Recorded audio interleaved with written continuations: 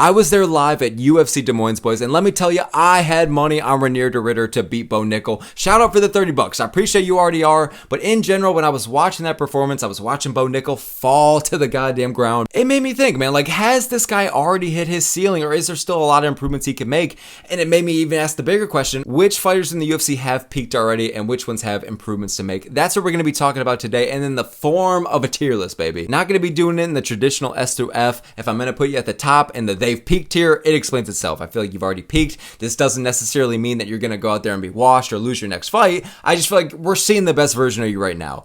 Then right below it, we have the tier where it's like they've almost peaked, but they can make slight improvements to kind of get to there. Then we have the middle ground tier, which is right that neutral area where it's like they could improve or they could flop. Like, we really don't know. And then obviously towards the bottom here, we have the fighter could make slight improvements, or they could just make big improvements and they're going to stick around for a long fucking time. So these are going to be the tiers here, man. So I mean, just starting off with the first one we got here, man, we might as well talk about the man of the hour, Bo Nickal himself. I'm going to put Bo Nickal right in the neutral ground. I'm going to put him right there in the could flop or could improve tier, because it's like, I just don't know with him right now. Like, listen, I thought the dude was going to lose to Reinier de Ridder. I thought that the USA Wrestling just wasn't going to be enough to compete at a higher level, and I just think his striking isn't all that, you know what I mean? Like, he didn't look anything too crazy on the feet besides like the Val Woodburn knockout and shit like that. So it's just like, Bo Nickal can improve for sure. He can flop for sure. I just really don't know with this one, and I feel like that's kind of the embodiment of what I'm going to put into this tier, you know what I mean? Like, Bo could go on and make a ton of improvements on the feet, really work on his abilities in the clinch, really work on just like the fight IQ in general, not just throwing hooks for the fuck of it, you know what I'm saying? So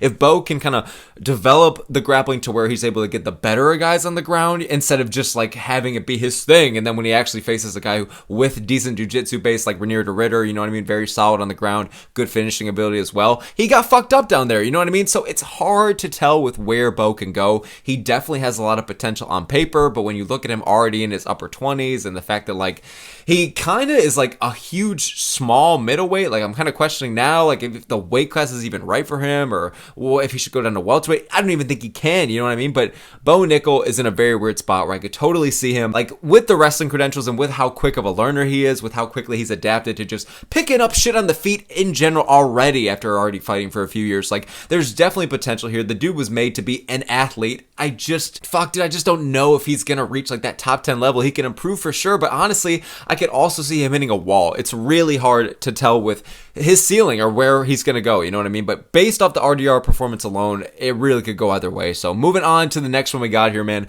Carlos Prates here, who just fought a week or two ago and came up short against Ian Garry, but I'm gonna put Carlos Prates in close to peak but can make improvements tier here, because Prates, man, that Ian Garry taught me specifically. You know, I had Ian Garry to win that fight going into it, okay? Shout out Ian Garry, all right? I know it's a crazy fucking thing to say. I know that's a goddamn... I basically just broke one of the 10 commandments, but giving praise to Ian Garry. But yeah, I had Ian Garry win that fight regardless, though. Prates did look fucking good, and he was scaring me, man, in those last two rounds. And I think a lot of people were going to think if Ian Garry was going to win, me included, Prates would have gassed out, or Garry was going to be able to get all the takedowns in the world in there. But Prates' takedown defense looked good, and on top of that, his cardio looked good as well, which was a very big surprise to a lot of us. But all things considered, honestly, for my parlay, I'm selfishly glad Garry won. But honestly, the reason why Prates lost, I don't think it was a matter of skills. I think it was just a matter of the fight IQ. I think he should have been on the momentum and put the pace a bit heavier, man. Like, he wasn't even throwing anything those first two rounds. So if he actually had a bit more momentum, actually was doing someone in the cage, just a couple of shots, just landed a couple of shots to the body, just landing clean to the head a couple of times, like just getting the better of those exchanges, even a little bit of something, I feel like could have given Prates. I mean, he didn't even need that fifth round crazy knockout. He could have won on the scorecards 3-2 if he just got after it in the fight earlier. So Garry, I don't think is some guy who's like levels above him or anything like that. I think it's a winnable fight for both guys. But Prates, man, he just made mistakes. You know what I mean? Like, he should have capitalized a lot sooner in the fight. Like, he kind of was just like not really going for it until the fifth. And like, glad that his cardio and his takedown defense looks good, but we got to actually see it to where he's winning the fights because of it. You know what I mean? Like, Prates is 31 or 32, so he's right there, especially for welterweight standards, as in the middle of his prime. So I think, honestly, he's a really scary matchup for a lot of guys in the rankings, especially with seeing how solid his takedown defense looked. I know Garry is not a fucking Charles Oliveira on the ground or anything like that, but with how solid Prates has looked on the feet, he has insane power and he has a solid chin. I think he just needs to work on the fight IQ and keep on improving the grappling, especially defensively. And if he could do that, man, I really think, especially the fact that he's in his athletic prime, I really do think Prates could really, I mean, he could get a title shot one day regardless. I think all things considered, Prates can make improvements, but I don't think it's a physical thing or anything like that. Like, he just has to tweak a few things. So Prates is pretty much near peak in my opinion. Moving on, up next now, man, and don't throw your keyboard at the goddamn screen, you jabroni, all right? I'm going to mention his name here, all right? I'm going to give him a little bit of praise, so fucking relax, but Ian Garry, I'm going to put him in the slightly improved tier here, man. Like, I think that, honestly, Gary's a guy who, when you consider his age, he's in his upper 20s, when you consider the fact that he's already only lost one fight in the UFC, but he's been beating a ton of other guys, like, all these things considered, the fact that he's active as fuck, and I think these are the factors that are going to make him stick around the division for a long time, and honestly, keep on racking a lot of wins, but, man, I don't think Garry is gonna reach the belt one day. I do think he'll get a title shot in the next couple of years, but I don't think Ian Garry is gonna become the champion one day. But honestly, man, with how much his grappling has improved in the last couple of years alone, with being able to just fix simple things like throw more high output on the feet, and I think that he did try and do that in the Prates fight. Like, it seemed like he was comfortable throwing a bit more or getting into the pocket comparatively like the Jeff Neal fight or fucking the MVP fight, shit like that. Like, Garry, it seemed like once he got a rank into him, he just completely stopped throwing high output. He's very like low volume now and is kind of just like very patient, technical. Fuck with all that, okay? If Garry can kind of find that in between of not only having the patience and technicality that he's developed at the higher level, but also being able to get back to that finishing ability a little bit, or being able to like have a bit more pop behind your shots, or be able to really become well-rounded enough to where you're dangerous on the feet and on the ground. Like, Garry, man, I'm telling you, with the age and how active he is and how much he's willing to fucking just learn and improve, I think that the guy definitely can fix whatever holes there are kind of in his game right now. Like, I feel like his chin is a solid foundation to be able to hang with a lot of people's best shots. But in general, man, Garry can keep on improving the grappling, especially since he's training with Oliveira and all that shit. Training with Oliveira doesn't guarantee you're gonna go and rack up 30 goddamn submissions, but with how, I mean, the proof is in the goddamn pudding. We've seen him literally make improvements, and we've seen it in the cage. You know what I mean? It's not like we're just making shit up. Like, his skills in the clinch and with the takedown entries and just defensive grappling in general has been looking improved. And I think that if he could just push the pedal to the metal a little bit and get the fuck after it a little bit more on the feet, don't be reckless and shit, but if you could just kind of tweak everything together here, I think that considering the age and where he's at right now, I think that the guy has a lot of potential and can fix some fucking things and go solidly far. So moving on up next now, man, to Alexander Volkanovski, my favorite goddamn fighter. And this hurts. I mean, it doesn't hurt. I mean, he's the literal champion of the world right now, but I'm going to put Volkanovski in the peak tier. I don't even have too much to say about this one. We all know what's up with Volkanovski. Happy as hell for him that he won the belt and he did look good against Lopez, but you'd be lying to yourself if you thought that that was the best version of Volk we've ever seen. You know what I'm fucking saying? Like, Volk looked good. He didn't win a majority of the rounds. Anyone who had Lopez win in that fight, fucking check yourself and go rewatch. But Volkanovski is still in good condition. He's still very well-rounded, still one of the best strikers in the UFC, still very solid on the ground, offensively and defensively, has great cardio and fight IQ and a great team behind him. Like, Volkanovski is one of the pound-for-pound best fighters right now, but it's just like, we all know that this isn't necessarily the best version of him that we're seeing right now. I hope he goes out there and beats Evlov. It's honestly a concerning matchup, a lot more than people think on paper. But Volkanovski, he definitely cemented himself as the featherweight GOAT, or at least as of right now, with the last win. But we all know that I feel like he's not the fastest he's ever been. He's not the strongest he's ever been. Like, Volkanovski has peaked or is kind of remaining in the very last at like peak condition. You know what I mean? You know that he's only got a fight or two left. So moving on. And if he would have lost to Lopez, that would have been it in general. He would have already been done. So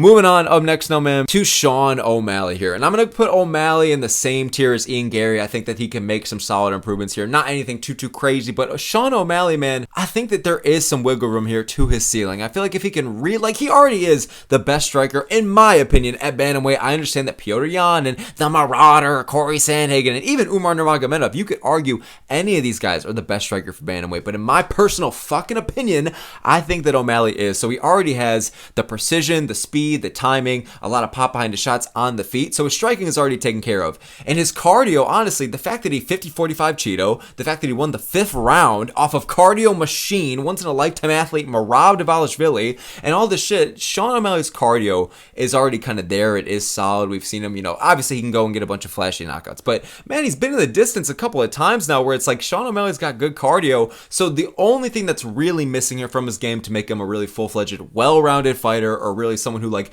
could be a champion for a long fucking time is the wrestling, man. Like I think that his defensive grappling and his takedown defense is underrated, but Jesus Christ, he's no wrestler by any means, and I feel like most of the guys who are relatively solid on the ground could fuck up O'Malley down there, you know what I mean? Even a Sandhagen, maybe, like I think O'Malley would beat Sandhagen, but Sandhagen's new and improved ground and pound, and his wrestling in general could be a serious threat for O'Malley. So if O'Malley can continue to improve on the takedown defense, I don't know how much he's fucking tried to improve on it in the past few months going against Merab for the rematch, but I doubt it's too much. But he's still young, he's still in his upper 20s, I believe. He can't, I mean, if he's in his 30s, it can't be by too much. So O'Malley's going to be in the upper echelon of the division for years and years to come. The UFC and Uncle Dana are going all out with trying to make him the next big star. So I feel like if he could just really focus on the wrestling more, he doesn't have to be the type of guy to shoot takedowns, you know, he doesn't have to even get to that point of comfortable, but as long as he can really improve to where he's solid enough defensively down there and comfortable enough on the ground to where he can get into a bunch of scrambles, or he can get in kind of close submission attempts, or he can be kind of dominant on the ground and still get back up, or still not completely fucked out of the fight. So if O'Malley can work on all that in the ground, man, I really do think that he could really cement himself as one of the greatest bantamweights of all fucking time. The striking and the cardio is there. So moving on, up next now, man, to Joshua Van, my favorite flyweight, man, and I'm putting this motherfucker in a lot of potential left, okay? He's already like, what, 5-1, 6-1 in the UFC, with his only loss being a knockout to Charles Johnson, who I rate pretty solidly. But Joshua Van, if you don't know, now you gotta know, okay? This kid is gonna be I'm literally older than him by a year, but Joshua Van is gonna be sticking around the division for a long fucking time. And this isn't like a Sean O'Malley sticking around the upper echelon for a while. Like, Sean O'Malley's already at the top. Joshua Van is like 23 or 24 or some shit like that, remains active as fuck, takes on all contenders. He has the highest output, the highest significant strikes thrown per minute in the UFC right now, pound for pound, any fighter. So the dude brings a great pace on the feet. It kind of concerns me how, like, you know, I think his wrestling does look solid. I think we need to see a little bit more out of it. But, I mean, I forgot who the name, oh my god, what the fuck was the guy he just fought at UFC 310, bro? Rey Nakamura? Rey Asakura? Well, I'm blanking on the name, but whoever the fuck Joshua Van last fought, man, it was somebody who really could have brought a lot of problems to him on the ground. He was a full-fledged wrestler, and Joshua Van, you know, does look solid on the ground, but it was like, this could be a guy who's really taking up Van and picking him down and just fucks him up, and this could be a hole in his game. But no, Joshua Van looked solid as fuck. We already knew he had solid foundation of wrestling, but man, that last performance went out there and just fucking showed it. And I know that it wasn't a rank guy or anything like that, but I feel like Van, man, has all the skills on paper to really become a threat at flyweight. And it concerns me how he's a bit undersized for the division, the shit like that, but I think he has a good chin. He has fucking good striking and really high output. If he can continue to work on the striking and crispen it even more, develop more pop behind his shots, really, because I think the lack of finishing ability could be a concern too, with also being undersized. But these are just the intangibles, you know what I mean? On paper, skill for skill wise, Joshua Van, if you give him a few more years, man, I'm telling you, he'll be in the top 5, and he can even be fighting for a belt or win the damn belt one day, okay? I'm a motherfucking believer in this dude, so, and he's exciting, you know? So moving on, up next now, man, to Payton Talbott. Now, Payton Talbott, man, prospect who obviously just fucked over my parlay, fucked over all of our parlays at UFC 311, man, but I think regardless, he's still going to be a solid prospect. I'm going to put him in the could improve but could flop tier, because I think regardless, like, he's going to improve technically, but the question is, like, is it going to be significant enough to where it makes a difference? Like, is he going to keep losing to the Raoni Barcelos of the world, or is he going to go out there and develop the wrestling to where, you know, he won't just be able to be fucking bitch walk down there. He'll be able to make his striking just as good as his wrestling. Well, his striking's already fucking great, you know what I mean? He has high volume, a lot of pop behind his shots. He's explosive, dynamic, and fun to watch, you know what I mean? Great finishing ability, you know, but just in general, he has to work on the wrestling, man, especially on the defensive side of things. Like, Talbot, I thought, I mean, against Cameron Simon, shit like that, like, I thought that his grappling was okay, but I didn't expect Barcelos to go and fuck him up. I don't rate Barcelos high, you know what I mean? So Talbot, going into that fight, I thought he was the best prospect at bantamweight. I thought that he, you know, could have gotten a title shot in a couple of years. Not that he can't, but it's like, and I do think he'll improve regardless, but I just don't know how much it's going to be, you know what I mean? Is this a ceiling for him, or where's he going to go? He still is young, you know what I mean? So I feel like, I don't know, like, I do think that technically he will improve, but honestly, I could see Payton Talbot, maybe he'll flop. I just really don't know. I need to see what he's going to do in his next couple of performances and where he'll really go from here. Obviously, that kind of fucking ruins everything, like, then we already know, but Payton Talbot, I have faith in him. He has all the tools on paper to go very far, but he's really got to work on the wrestling, man, especially that defensive base. So moving on on up next now, man, to Jiri Prochazka. Now, Jiri Prochazka, believe it or not, man, I know this guy's already won the belt. He's already beaten every goddamn person he's fought, except Alex Pereira, you know what I mean? So, Prochazka, you can say that this guy's already peaked, but I don't fucking think so, all right? Maybe a bold take here, but I'm going to be putting Jiri Prochazka in the close to peak but could improve tier, okay? Because I really do think that's the case. Prochazka is a guy, I'm fucking telling you, and even you can compare him to, like, the light heavyweight version of Justin Gaethje. Because Justin Gaethje, like, it seems like the second he showed up to the UFC, he was getting killer after killer after killer. Like, I swear every time you see a Justin Gaethje fight, you always see the stats the week of, like, Justin Gaethje's never fought anyone outside the top 10, or Gaethje's a fucking marauder, or all that kind of shit. So Prochazka is in a similar situation. Like, he showed up to the UFC with a lot of experience and a great record and a fucking very good skill set. I know that it's very, you can say whatever you want about the footwork and the head movement and the fight IQ, and Prochazka, man, like, this guy, he keeps his hands down too low, and Pereira and Ankalaev, they're gonna knock him out 10 out of 10 days a week. I think that honestly against Jamal Hill, he made solid improvements in that fight alone, and I think considering that Prochazka is in his early 30s, has a lot of fight left to give, only 7 fights in the UFC, granted he has like 30 plus pro fights overall, so the brain damage is really racking up, okay, but still, regardless, I think that Prochazka can make a lot of improvements. He's already one of the most well-rounded fighters for light heavyweight standards. You could argue the most well-rounded light heavyweight, right besides the champion Big Ank, but Prochazka is amazing on the feet. I know it's a very funky, weird style, but it's very effective, you know what I mean? And he has a lot of power behind those shots, great finishing ability. He has a good chin. Say whatever the fuck you want about the Pereira performances, but I think that just goes to show how powerful Pereira is, you know what I mean? So Prochazka, he can go and re-win the belt one day, you know what I mean? Just because he might take a couple losses early on doesn't mean he's completely out of it. Like, Prochazka will regain the belt one day. I think he has the wrestling offensively and defensively to do it. He doesn't utilize it too much or really that much at all. Like, you see the occasional Glover to share a submission or shit like that, but in general, Prochazka's grappling is more so for the defensive side of things. He really just prefers to stand and fucking bang and really hunt to take somebody's head off. But man, that doesn't mean that it's not part of his game at all. He still has that in his back pocket. So Prochazka, his striking is great, but if he continues to improve the footwork and the head movement and the fight IQ, I think he'll be an even better striker. And if he continues to work on the wrestling, especially in a division that's as shallow of wrestlers as light heavyweight, I'm telling you, man, I think Prochazka can re-win the belt one day, or just in general, keep racking up a lot of good fucking wins. He has all the skills to do it, man, and I rate him highly. So moving on up next now, man, to Khamzat Chimaev here. Now, Khamzat Chimaev, man, I'm going to put him in the peak tier. Okay, now listen, I understand that might be kind of crazy because Chimaev isn't like that old either. He still is in his prime, but Chimaev just strikes me as a guy where it's like, I think he's at a point right now where he's not going to get any better. He's already good as fuck. And I don't think that's going to, he can obviously tweak a few things, and obviously that could help in his performances. But in general, I think you're seeing the best version of Khamzat Chimaev right now. The Chimaev that fought Robert Whittaker, I think, was the best Chimaev. And I think the Chimaev you're going to see face DDP in the summer or the fall is going to be the best version of Chimaev. I just think he's in his peak physical condition right now. He seems hungry as fuck. I know that he pulls out every goddamn fight or whatever, and you can't really rely on him. But at the end of the day, I cannot deny how good the grappling is. I know people call this guy the motherfucking Mike Tyson of grappling for the UFC, and I think that's an honestly pretty fair analogy, man. Like, nobody makes, tapping out Whittaker like that or picking up and putting down Whittaker like that so effortless, you know what I mean? So for Chimaev, and to be able to 10-8 Usman in the first round, shit like that, I rate his grappling very highly, and his striking is actually pretty solid, and he packs some solid power behind his shots up there. So honestly, man, Chimaev, you could argue, is a pretty well-rounded fighter. It's just that he really kind of relies on the grappling as his key way to success. It's not that he can't knock you out on the feet, you know what I mean? It's not that he can't get into a back and forth brawl on the feet or get dangerous exchanges in the pocket. I just think he's so comfortable on the ground. He knows it's his bread and butter, and he knows how dangerous it is. So I think that that's why he utilizes it as much as he does, and within the first 5 seconds of a fight, he's shooting for your fucking legs, you know what I mean? So Chimaev, I think that he could win the belt. Me personally, I think DDP is going to beat him, but Chimaev could totally win the belt regardless, though. He's one of the best middleweights on planet fucking Earth right now, you know what I mean? And his skill set is no joke. I think that the cardio is obviously the thing that really holds him back the most. The cardio and the inactivity are the two things that hold back Chimaev the most. But if Chimaev could really develop the cardio to where he's comfortable going into deeper waters, or he's able to just get his immune system on fucking track to where he's not pulling out of fights constantly or fighting once a year in every goddamn Abu Dhabi card, shit like that, or it is what it is, man. So if Chimaev, I just think you're seeing the best version of him right now. And that version could be great. He can go down as one of the greatest middleweights ever if he has a good run. But I think you're seeing the best version of Chimaev, and you're going to see in these next couple of fights. So moving on up next now, man, to Dominick Reyes. Now, I love the resurgence he's on, don't get me wrong, and this is the rightful guy that did fucking beat John Jones, but I'm going to put Dominick Reyes in the could improve or could flop tier. Don't get me wrong, I love the rerun he's on right now. I think he's developing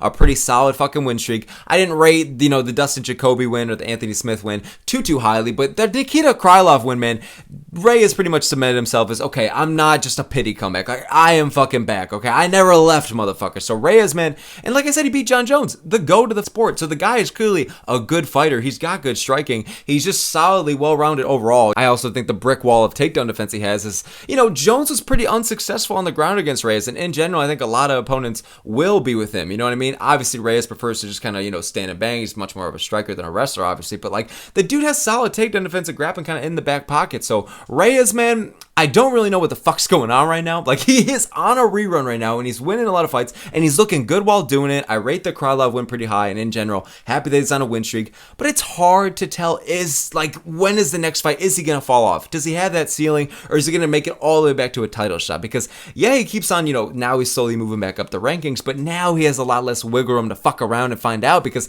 now he's going to get, like, a Jiri Prochazka rematch soon, or now he's going to face, like, the Carlos Olbergs of the world, or former champs like Jamal Hill and shit like that. So with Dominick Reyes, man, beat John Jones, and he has all the skills to, remain consistently very up there and winning for light heavyweight, but it's just, you don't know, because you can't just completely ignore that he did lose 4 fights in a row, most of them by brutal finish, so you kind of have to look at that and think, okay, what the fuck's going on here? Is it a level of competition thing? Has Reyes just really made a lot of improvements? Did he just need a confidence booster or a win, and now he's just back? Who knows? But the reason I have to put Reyes in the neutral ground here, because I just really don't know what we're going to get out of him, or if he's going to go and make it all the way back to the belt, or if he's just going to lose his next fight, and you go, oh, Reyes is just, sometimes he'll go on win streaks, and sometimes he'll fucking lose, and that's what he's going to be. We don't know, man. So Reyes, I'm going to put smack dab in the fucking middle, man. Moving on up next now, man, to Cory Sandhagen, who obviously just won the main event last week. Cory Sandhagen, I'm going to put, honestly, in the slightly can improve category. I know that he's, kind of around like his early 30s, mid 30s, like that, so he doesn't really have too much room to physically get a lot better or anything like that, but I think, honestly, man, he's finally, I think in the Figueiredo fight, he learned, okay, I got to get the fuck out of my head. All this nerd Hagen shit, all this overthinking, all this, overdoing the strategy, it kind of fucked with him in that Umar fight, and I think that's a big reason why, I think he could have lost either way, but I think that, honestly, man, he looked so not as comfortable as usual on the feet, and I think a big part of that was just, again, getting too much in the head and just trying to figure out the perfect strategy, man, and just trying to implement the wrestling to the perfect amount. It's just like, shut the fuck up, all right, Cory, we love you. You've been making great developments, all right, and we saw how good the ground and pound look against Figueiredo, takedown defense in general, like, everything was pretty on point on the ground game side of things for Sandhagen lately, like, and again, in the Font fight, in the Cheeto Vera fight, like, he's been looking so much more comfortable on the ground. Even the Umar fight that he lost, like, it was crazy how quickly he was getting back up to his feet, and, like, he did look solid defensively. Like, I know he still lost that fight, but still, Sandhagen, man, he's improving shit right now on the ground. His ground and pound is looking mean, especially against Figueiredo. The wrestling being improved, not only defensively, but offensively, I think is going to go a long way. Shit like that could be the separating factor of how he beats a guy like O'Malley, you know what I mean? Because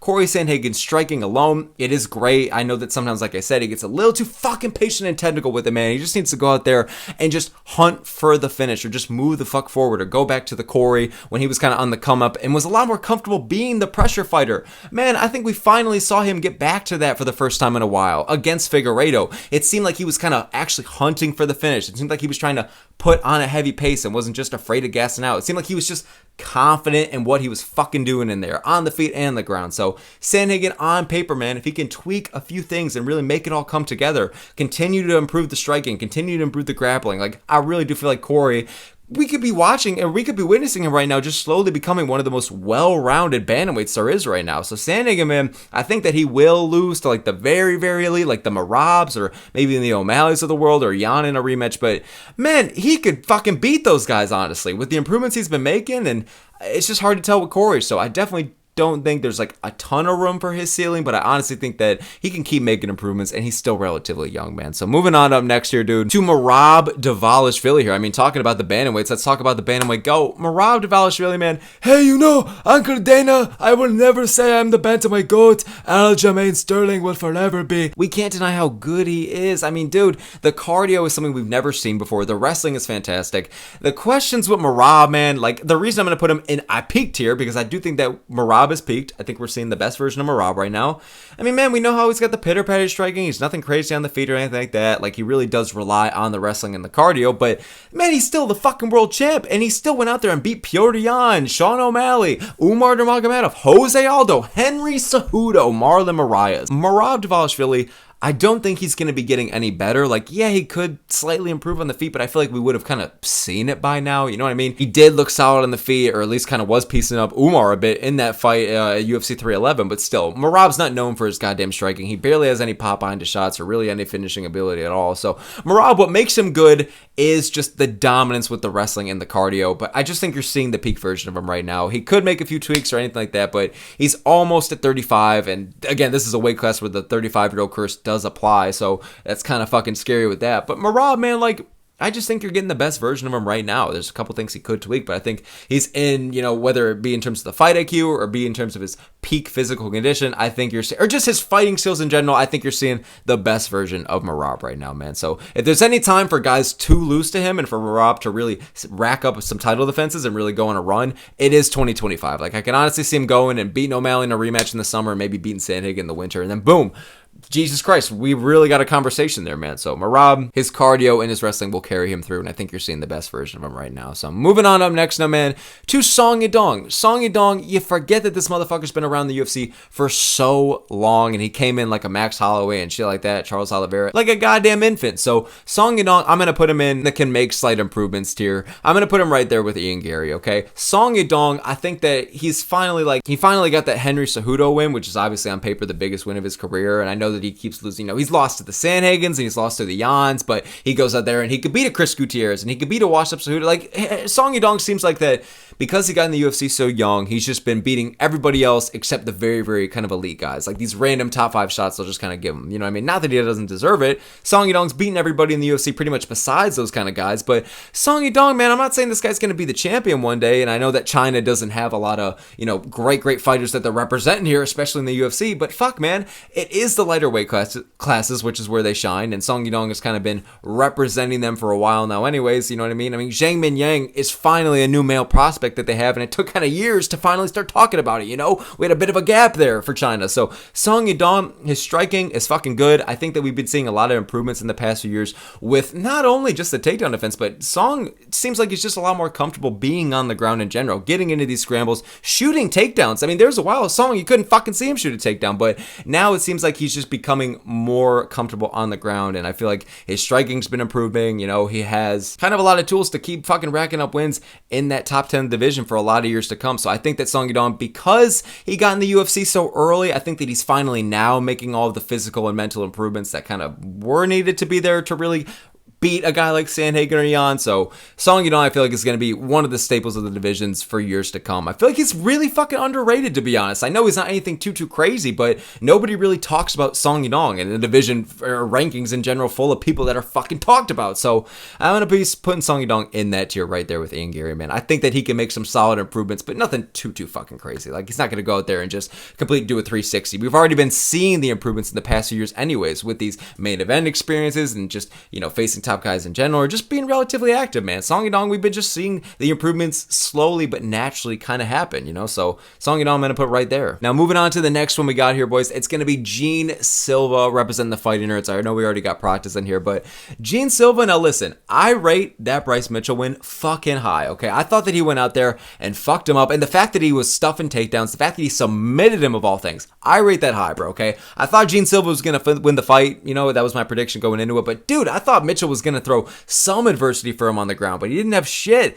Gene Silva's takedown defense improved so much from the Charles Jourdain fight, and that tells me a lot of things. Like, that shows me that, fuck, this guy can really make big improvements in a short amount of time, you know? There was a big difference in the level of wrestling from Charles Jourdain, who's not even a fucking wrestler in general, to Bryce Mitchell, who's not like a top 2 or 3 wrestler for the division, but he's still good, man, you know what I mean? So Gene Silva has this great developing takedown defense, and it shows that he's a quick fucking learner. I mean, Prates is too in general. It seems that the 4 horsemen of the Fighting Nerds, Rufi and Barajo as well, just kind of are really good at picking up on stuff quick, you know? But Gene Silva's striking alone, let's stop talking about the ground game for a second, how good he looked there. Like, the striking is fucking fantastic. He has this sneaky sneaky kind of power. It's sneaky with the man. Like, he could just go out there and it's like he's not even overloading you or anything like that. It just takes one shot and then boom, the guy's just fucking flattened out. Fatality. You know what I mean? So Gene Silva, he's got crazy power. He's very slick on the feet. He's quick. He's got good speed, good head movement, all that kind of shit, okay? The dude was meant to strike. But I'm going to put Gene Silva in the could improve but good flop tier, okay? I'm going to put him right there in the middle ground. I'm a fan of Gene Silva. I'm a believer in him. I do think he could beat a lot of guys in the rankings. I think he has the potential to maybe even fucking knock out Volkanovski if he was going to fight him tomorrow. But Gene Silva, I just don't know with these situations where they look really good in their first kind of ranked fight and then you're like, oh, this guy's going to be the next champ. And then they go out there and fucking lose. So I just don't know the ceiling with Gene Silva. That's the biggest question. I believe that he can go far. The question is how fucking far. Like, is he gonna lose next to like a Lerone Murphy and Arnold Allen? Or is he gonna pass that test and get a goddamn title shot? We don't know. But Gene Silva's young, in his high 20s, so he'll be around the UFC for a long fucking time. He's exciting, he's dynamic, and the fact that it's just a raw ball of emotion, you love to see it. But in terms of the skill set itself, I love the improvements he's been making on the ground. I think he's very slick and powerful on the feet, but you just don't know with his ceiling, in my opinion. Like, is he going to go out there and be the next champion? Or is he going to go out there and kind of win one, lose one? We don't really fucking know. Winning the belt at featherweight, there's only been 5 guys to ever do it, and Conor was one of them. So it's just like, and he'd never even defended the belt. So it's very difficult to win the title at featherweight, let alone defend it, man. So Gene Silva, I'm a believer. Great striker, love the takedown defense improvements, but I'm going to be going with the middle ground here. I'm going to put him in the could improve or could flop tier here, man. So basically, that's going to be it here for the video, guys. Let me know what you think in the comments below. Obviously, there's a lot of names I could have put in here. You know, let me know some of the names that you would have put in or names that I missed out on. What names that I did mention would you rank differently? Let me fucking know in the comments below. I appreciate y'all so very much for making it this far in the video, giving me y'all's time and attention. I really appreciate it, man. So all the smoke here. Leave your opinions in the comments below. Hope you have a good time watching the fights this weekend, boys. I appreciate y'all, man, and I will see you all next time.